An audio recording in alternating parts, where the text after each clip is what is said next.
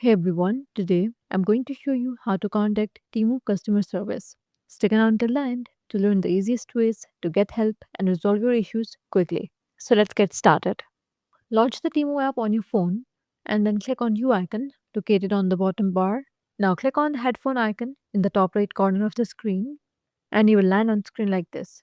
Here click on contact us at the bottom of the screen to start a chat with Temu's virtual assistant, and if the virtual assistant cannot resolve your problem, they will connect you with a live customer service agent.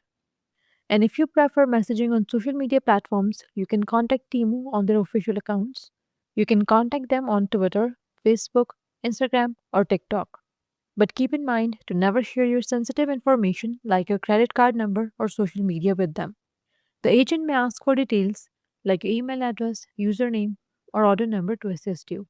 That's all for today's video. Leave a comment and let us know if this is helpful. Thanks for watching.